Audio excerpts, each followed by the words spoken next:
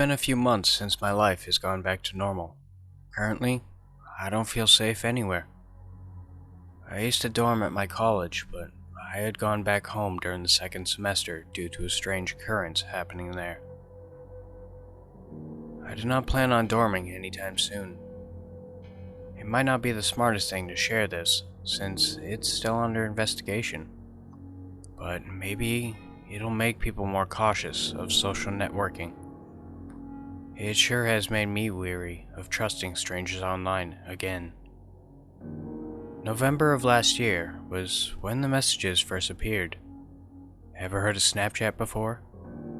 For those of you who don't know what Snapchat is, it's an app that lets you send picture messages to your friends, but they only last for a couple of seconds.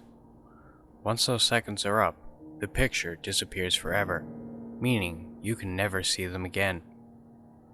You can only send pictures you take at that moment, and they can only be seen for the few seconds you time them. You can also draw and write text on the pictures. You can even send videos. I never really knew about Snapchat until I was introduced to it by my friends. They practically encouraged me to download it, and being the weak-willed person I am, I gave into the peer pressure. It seemed kind of fun at first. I was taking pictures and sending them like crazy. Most of the time, I just took pictures of myself making the goofiest faces and putting random letters for text. I also went out of the way to take pictures of the funniest things. I remember taking a picture of this dude's butt crack while he bent down to tie his shoes. Yeah, it was sick, but downright hilarious. There were a lot of people who added me as a friend on Snapchat. Most of them came from Facebook or the contact list on my phone. This also included some people I didn't know too well, but they still sent me pictures either way, and it was actually pretty nice.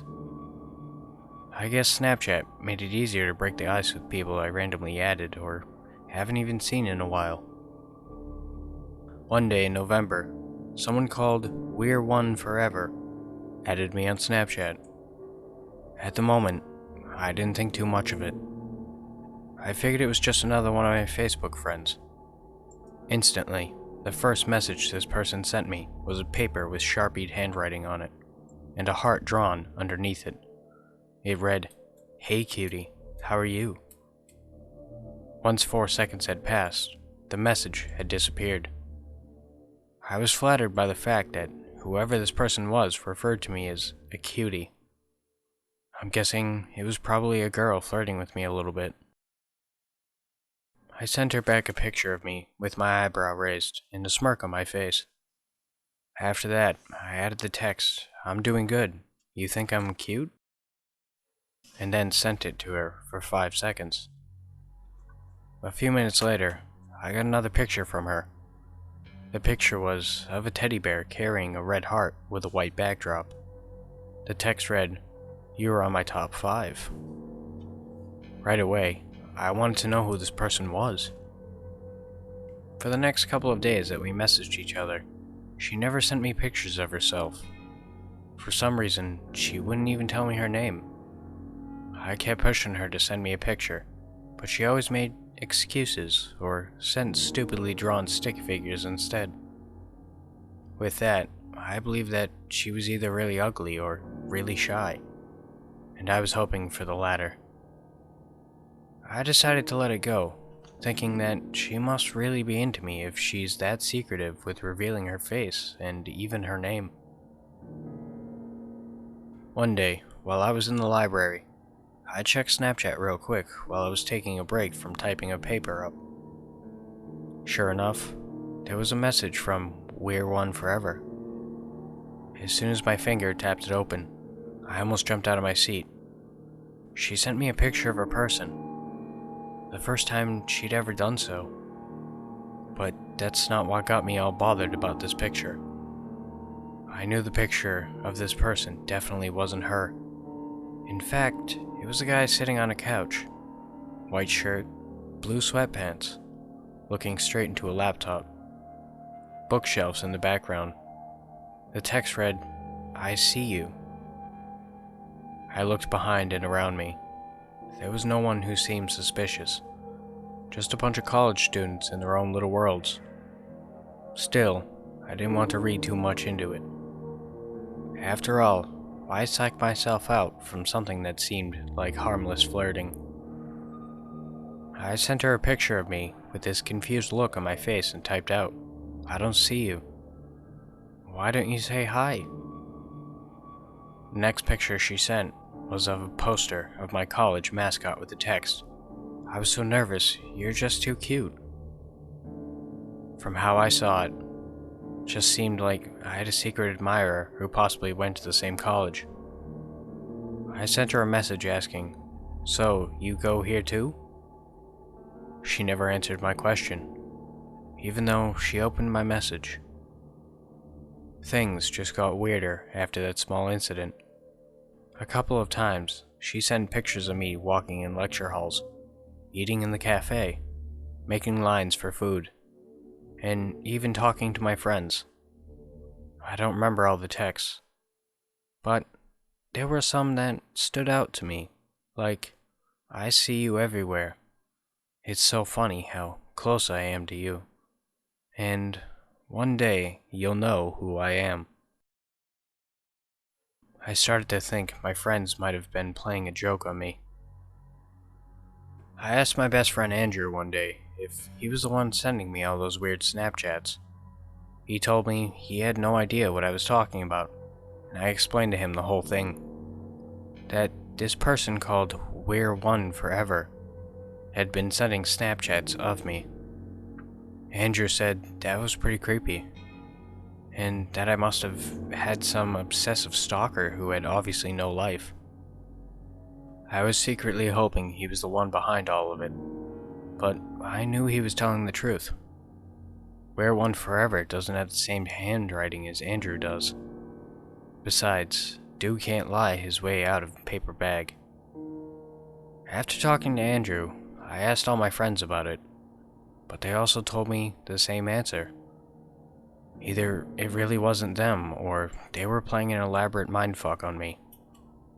One of them had to come clean, but no one ever did. And the Snapchats were getting a little too eerie.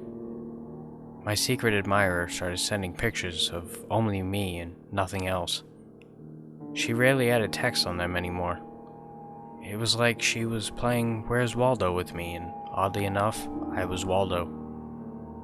It became our mission to send a picture of me at least once a day. I began to pay more attention to my surroundings, but the only people I see every day were my friends. I never saw the same face everywhere I went. I figured my friends had to be the ones messing with me. Eventually, I stopped sending messages to Wear One Forever, thinking it was best to ignore and pretend like it didn't bother me if it were them. I didn't mention the messages anymore and even stopped opening them. It just kept piling on whenever I went on Snapchat. The fall semester was almost over at that time, and December came, followed by colder days and nights loaded with college assignments, projects, and final exams. Even though all of this sounded intimidating, I was a little relieved, to be honest. It gave me the excuse to focus all my attention on something more important than those messages. And yet, whenever I looked at my phone for the time or a new text message, I always saw a notification from Snapchat. Wear One Forever sent you a message. After a week of ignoring them, I finally let curiosity get the best of me. Once I started opening one, I saw a picture of me, but when I blinked, it was already gone. I opened another message. Me again. But it disappeared as fast as the last one. As I opened those messages one by one, I could feel my heart sink deeper and deeper with each message. They were all pictures of me all over campus. I couldn't even fathom as to how this person was able to follow me from one place to another. She even took pictures of me during lectures and when I came out of bathrooms. That day, I decided to stay in my dorm room since I was starting to become paranoid. My roommate, John Michael, wasn't there for the most of the time. Some of my friends were texting me to join them for lunch, but I was in no mood to come out and show myself to my secret admirer. She seemed to know where I was every single time. To avoid my chances of being another Snapchat message, I only came out that day to buy myself a sandwich. When I looked at my phone a few times, I was pleasantly surprised at the lack of Snapchat notifications from her. I was able to breathe normally again, even though part of me was worried about going out. After all, I couldn't just stay trapped in my dorm room every day. I had classes to be in, friends to hang out with, and parties I wanted to go to before the semester ended. That night, I couldn't really sleep. I actually felt more alive that moment than I did the whole day. It was impossible for me to go to sleep when I had a million thoughts racing through my mind. Unsurprisingly, all those thoughts were related to those damn Snapchat messages. Finally, I fell asleep for what felt like hours looking at the darkness. The next morning, I woke up tired and not in the greatest of moods. I checked my phone to see the time. It was 12 in the afternoon. Out of habit, I also checked Snapchat for any new messages I could have received. The more recent messages were from We're One Forever. Her messages took up all of my Snapchat. It had to be almost 50 she sent me. Seeing her username alone made my body tremble with morbid curiosity. Before I opened the messages, I noticed something was off about them right away. She sent me videos in the more recent Snapchats, which is something that never happened before. Also, the time she sent me those messages was about 6 hours ago. It made me extremely hesitant to open any of them, but something inside me was demanding me to do it. She had to be taking pictures of something else that night. I was in bed the whole time. However, once I opened the first message, I couldn't believe with my own eyes, and even thought for a second I was going insane. I wanted to scream. Immediately, I regretted my decision of ever opening that message. Just thinking about it gives me chills alone. At first, I couldn't even make out what the picture was. It seemed dark, but she must have enabled the flash option because there was a bright light illuminating the subject of the picture. Even though the picture was only for a second, I was able to make out what was in the second and third picture. And by the 20th picture, my eyes confirmed that it was someone lying on a bed. It made my heart beat unnervingly faster. Those were the most horrific seconds of my life. As I kept opening these messages, they were the same pictures of someone sleeping. The more recent messages became closer and closer. The closer they were, the more they confirmed my fears about the person in the picture. And the videos. Oh God. The dang videos. They may have been only 5 videos, but they showed uncomfortably close-ups of the person's face in the glowing flashlight. And then, there was the typical noisy silence audio in the background, and my own sleeping face. It broke me down as I immediately dialed my college's police department. Told them someone broke into my room last night, that I was being stalked by someone I didn't know who was also sending me pictures of myself. I tried to explain it as much as I could, but they couldn't even understand what I was saying because I sounded like a complete mess. They came over to check up on my dorm room, observe any forcible entry that could have taken place, and even question my roommate for an hour. I showed them my Snapchat to prove the multiple messages the person was sending me. Unfortunately, they couldn't retrieve them and see the actual pictures. I told my parents about it a week later. They wanted to pick me up as soon as possible, even though finals were coming up. After I was finished, though, I went back home and the messages had stopped for a while. I didn't see anything from We're One Forever, for the second semester of college. The police are still trying to find out the perpetrator and are currently trying to contact the makers of Snapchat to retrieve those terrifying pictures. At that time, my life was going back to normal. And yeah, I was still using Snapchat just for the innocent fun of it. The last days of the semester, though, became a different story altogether. It was a typical Friday, and I was home alone, watching TV and chowing down on snacks. I just completed the last of my finals. So I was treating myself after all that stress from college, and especially from that slightly traumatizing situation. But that all changed once my phone began to vibrate. This whole wave of dizziness took over as I read what was on the screen. Where One Forever sent you a message. I was conflicted with what to do at that moment, and maybe I shouldn't have opened that message. Maybe I should have just deleted Snapchat from my phone and saved myself the trouble, because when I did open the message, I was clearly met with the image of my house in broad daylight. Not just my whole house, but specifically the view of the kitchen window.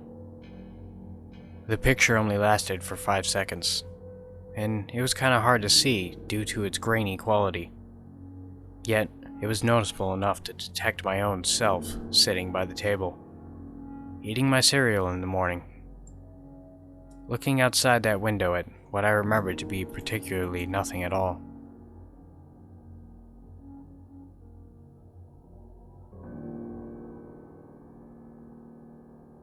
This happened about a month ago, but I couldn't decide if I should post it or not. I'm kind of a paranoid person and didn't know if I was going to deal with something like this ever again. But since it's been about a month and nothing has happened again, I thought I'd share it. I would like to point out that English is not my first language, so please excuse me for any errors in the story. Here it is. I'm a 22-year-old girl from Bulgaria, studying art in another town.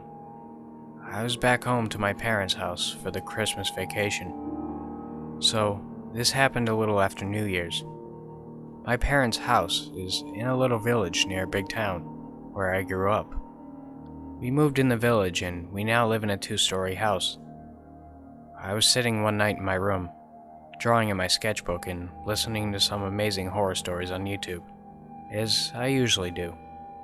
It was about 2 o'clock and I was immersed in a scary story, not knowing that I would be living in my own horror story real soon. It started with me receiving a notification from Snapchat that someone added me. I was kinda confused, but still opened it and saw that someone with the username Lappy789 added me as a friend. Now, I would like to explain why this was weird to me. I don't use Snapchat anymore. I just have it on my phone for no reason at all. None of my friends use it since Instagram got the story thing and we all started to use that instead. I have very little friends on Snapchat and none of them use it. So I didn't think that it was somebody I knew. And I don't have my location or Bitmoji or whatever it's called that can give away my location and my username to people nearby. I don't know if that's what it does. Like I said, I haven't been using Snapchat in a while. Oh, I also didn't have my username written anywhere on my social media. Out of curiosity, I added Lappy789 and opened their profile to see if they had a picture or something that could tell me who this was. There was nothing, only their Snapchat score, which was about 7. I set my phone on my desk and started to rewind the video to listen to the parts that I missed while I was distracted with the phone. As I was getting ready to go back to sketching, when I got a notification that Lappy789 sent me a snap. I opened it and it was a picture of grass taken with flashlight.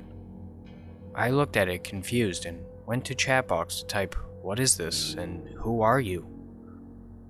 Lappy789 received it, and then it said they read it, but they didn't respond. At this point, I started to ask all my friends if it was one of them or if they had given my username to someone, but no one confessed. Next snap came, and it was a picture of what looked like a red tile. I was growing very impatient, and once again, I texted the person, asking who he is and if we know each other. I was growing very impatient, and once again, I texted the person, asking who he was and if we knew each other. They saw my message and didn't respond. The next snap came, and I was prepared to start screenshotting to show my boyfriend. It was a picture of what looked like a little knob, but I couldn't see what it was exactly. I failed to screenshot it, so I had to replay the snap. When I screenshotted it, I went to look at the picture and realized that this was a little closing mechanism on our backyard gazebo. Here are two pictures. The first one is the screenshot, and the second one I took the next day in daylight for you to see better. At this point, I'm slowly realizing that this person is sending me Snapchats from my backyard. And by the way, it's not so easy for someone to come to our backyard, as we have a very tall fence and you have to take your time and scout the place around to find a possible way to climb the fence. And it was dark, so it would be difficult. That to me meant that whoever this was, they had been looking around during the day to find a way to get in. I stood up from the desk and ran to turn off all the lights. When it was dark, I tried to peek through my window shades to the backyard. But it was very cloudy and dark, so I didn't see anything. The next snap came, and like last time, I was ready to screenshot. When I opened the snap, I nearly screamed. It was a picture of a ceramic abstract sculpture that we have in our backyard. I ran out of my room, not knowing what to do. For some strange reason, I didn't want to wake up my dad and tell him what was going on. My mom was sleeping downstairs on the couch, and I was upstairs, trying to figure out how to open the super loud and screechy door to our terrace, without waking up my parents and letting that freak know what I was doing. I battled with the door for about 30 seconds, but I managed to open it quietly and carefully stepped outside to look at the backyard. I didn't see anything. I looked and I looked, trying to stay as low as I can so the snapper wouldn't see me, but I couldn't see anything. I went inside, once again trying my best to be as quiet as possible, when I received another Snapchat from Lappy789. It was a picture of my mom, sleeping on the couch, taken from outside through a crack in the blinds. This freak took a freaking photo of my mom. As shocking and terrified as I was, I still managed to screenshot it. At this point, I lost it. I started screaming for my dad. He came out of the bedroom and tried to calm me down as I was trying to explain to him that there was someone in our backyard. I couldn't see that he didn't really take me seriously, but he went outside anyways carrying his gun. My mom was awake now, trying to calm me down as I was hyperventilating, failing to explain to her what Snapchat was. My dad came inside after checking everywhere and said that he didn't find anybody. I showed them the pictures and they seemed disturbed now, but said that it was probably a kid or one of my friends trying to mess with us. The thing is that I don't live in a big town, that I lived in before we moved to the nearby village. All of my friends live either in my hometown or other towns in the country, and I don't know anyone in the village. So the idea that it might have been somebody I know didn't seem right to me. I went in my room when I calmed down and checked my phone, remembering that I didn't look if I had any new snaps after I showed my parents the pictures. I had 3 new snaps from Lappy789. They were a picture of our front gate, which I couldn't screenshot. The 2 messages saying, "See you soon. Bye." I immediately blocked the account. I barely slept that night. I texted and called all my friends, begging them to confess it was one of them, but nobody did. When I told them what happened to my boyfriend, he asked everybody that he knew, but still nothing. We tried to find the account, but we soon found out that they had deactivated it, There was no one in the name of Lappy789 anymore. I deleted Snapchat that night, and don't think I'll ever use it again. The next day, I went outside to look around and see if the creep left something behind. And I saw footprints on a little muddy patch, near the place that they took the photo of my mom. My dad doesn't even seem to believe it was the footprints of the intruder, saying that it was probably one of us stepping there, but I'm pretty sure they weren't ours. To this day, I still don't know who it was. I've asked everyone that I know, but nothing has come up of it. I still wonder what their intentions were. Were they trying to scare me? Were they stalking me? Who were they? How did they find me? How did they enter my backyard? How do they still send me Snapchats? I wouldn't know. I deleted the app. Normally, I'm not much of an app user. In fact, I had what my friends called a dumb phone up until about a year ago. Until I got my new phone. I honestly never felt like I was missing out. As cool as my friends made Twitter, Instagram, and whatever an Angry Bird was sound, I always knew those things would take me away from the thing I really had to put my focus on, my studies and my sanity. So, when I got my first iPhone last year, it was a pretty big deal to my friends. Once I had it, I quickly realized how cool the interface was and how truly useful it could be. For 2 weeks, I went app crazy, though that eventually lost its pizzazz, until David and I started dating. By then, I had gotten used to the smartphone world, and he, a tech nerd, was all about it. After a few months, he convinced me that I needed to download Snapchat for funny conversations via pics, babe. You can guess where it ended up. I didn't mind, however, since David and I had been going strong for a while, and I trusted him never to use any pictures against me. And over time, we began to use the app mostly for enjoyment and humor, for the most part. The first time it happened, I was walking out of the mall from work. I was on my phone, which I will admit I'm now a little bit addicted to. Angry Birds is addicting. And a Snapchat from David came in. It was blurry, but I could make out some of the background and maybe a part of a car, assuming it was a mistake and nothing more. I thought little of it for the rest of the night until dinner. "Nice butt snap today, babe," I said with a wink. He looked up from his mac and cheese. "What are you talking about?" You butt snapped me a picture of the ground or something earlier when I was leaving work at the mall. I couldn't tell what it was, but it looked like a mistake." David looked a bit confused and went back to eating. When I asked him what was up, all he said was must have been a software issue, and went back to his food. As a serious techie, he takes any accidents he has with the device super personal. I let it go and we went back to our normal routine. For a few days, all snaps were the usual fodder. Good-looking food, ridiculous selfie faces, and a few NSFW messages thrown in there for old time's sake. A few days later, as I was walking out of work, my phone buzzed. I was crossing the parking lot, and when I clicked the screen on and saw the notification from David. The snap lasted only 3 seconds and was blurry, but looked like a very pixelated and zoomed-in picture of a person, maybe with blonde hair. I thought it was strange, so I took a selfie and snapped him back.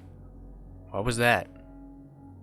I received a reply almost immediately of David's face, only it was kind of distorted and weird. In fact, I could barely tell it was him because of the lighting. I figured it was some kind of weird filter, or the fact he seemed to have a bright light on behind him, but his face was completely shadowed in a silhouette. Almost immediately, I received another from him, this time clearly of his face with a confused expression. Taken at that kind of angle, a picture is taken without letting your coworkers know you're taking a selfie. Then another came in. This one was a bit more zoomed out. It was of a petite blonde girl walking in a parking lot. It took me about 10 seconds to realize that girl in the picture was me.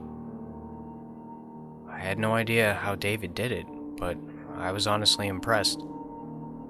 Startled at first, but impressed.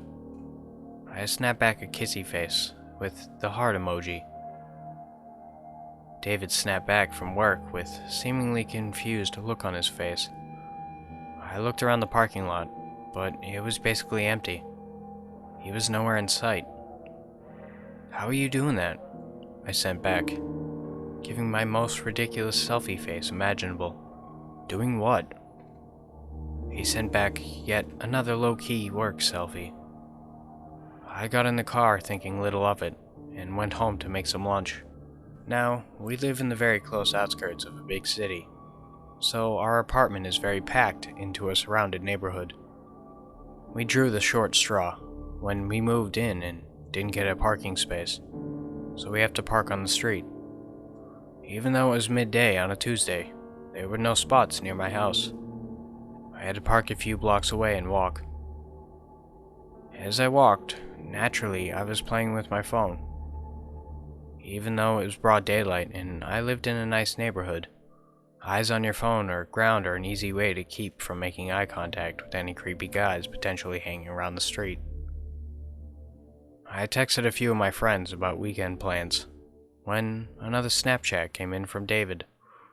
This time, it wasn't me getting out of my car. I stopped and looked around, figuring he must have been hiding somewhere. He's a total nerd like that.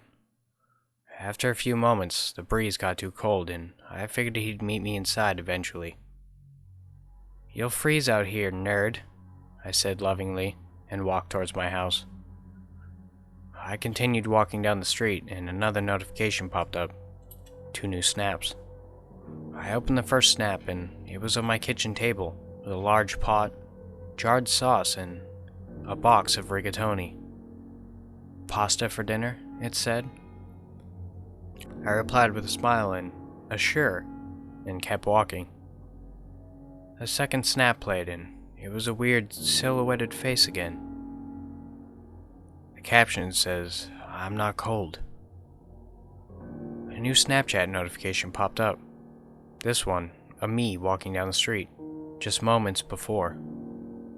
The caption was simple: "I like you." I replied thinking it was David, with a snap on my face, and quite generously the low-cut shirt beneath it, with an "I like you too." He sent another back of him in the kitchen with a cat, taunting him with a rigatoni.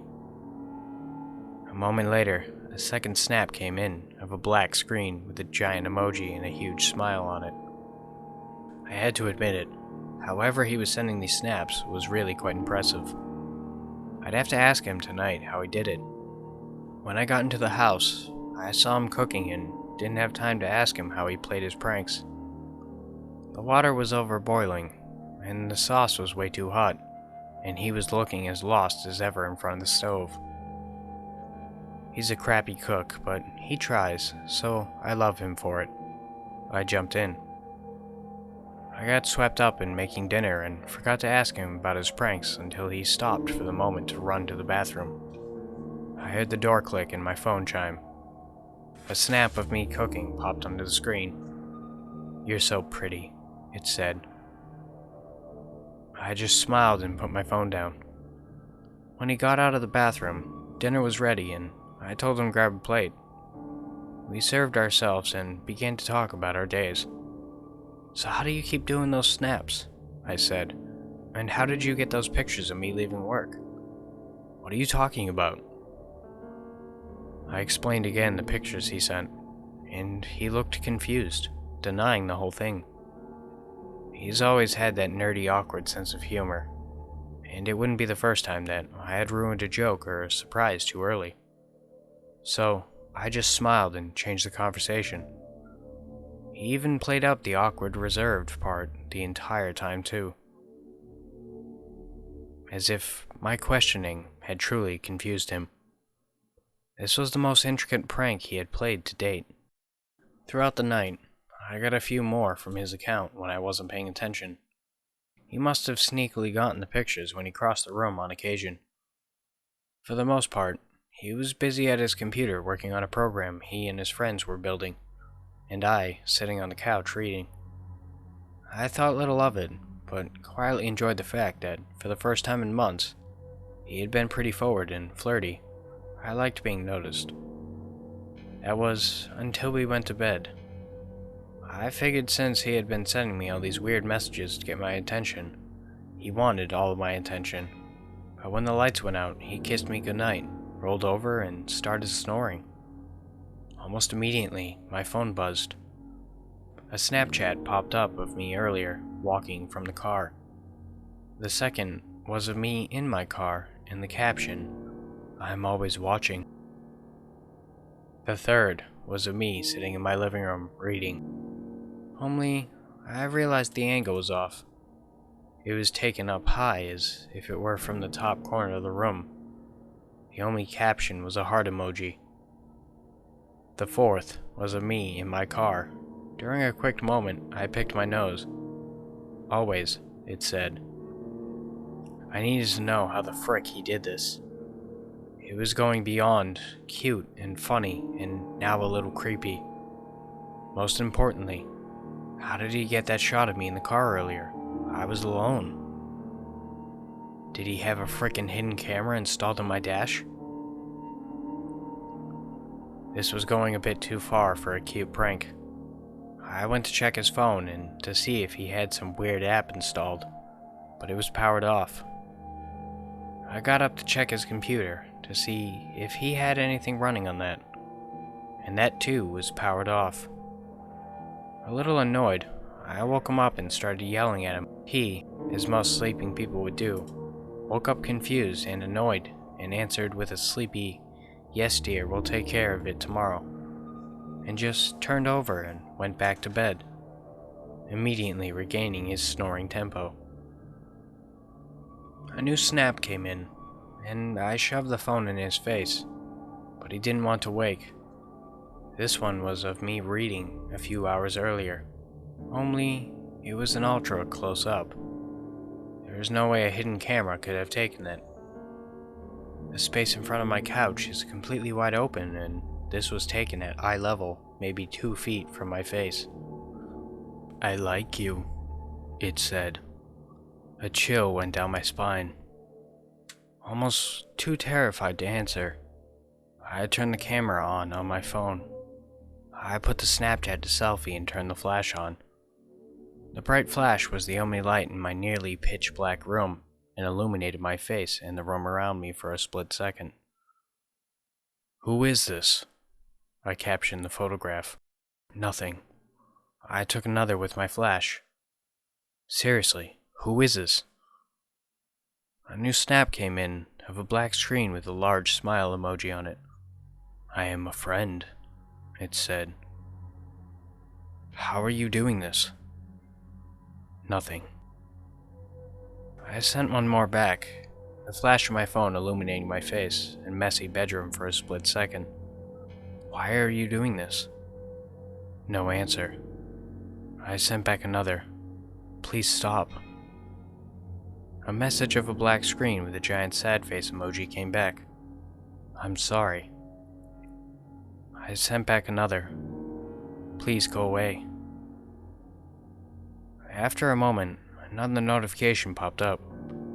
Another black screen with an unsure face emoji and caption.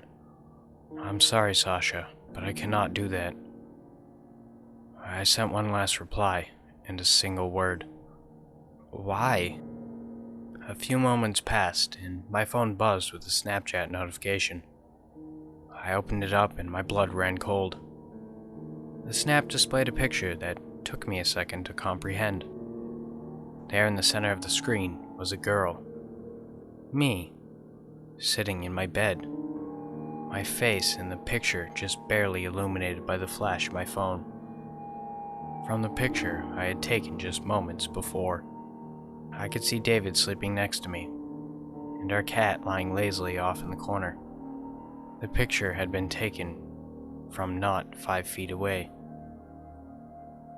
Before I even had a chance to scream, I felt a cold whisper in my ear. Because I really like you. Hey everyone, thanks for watching, and don't forget to like, subscribe, comment, and hit that bell notification if you haven't.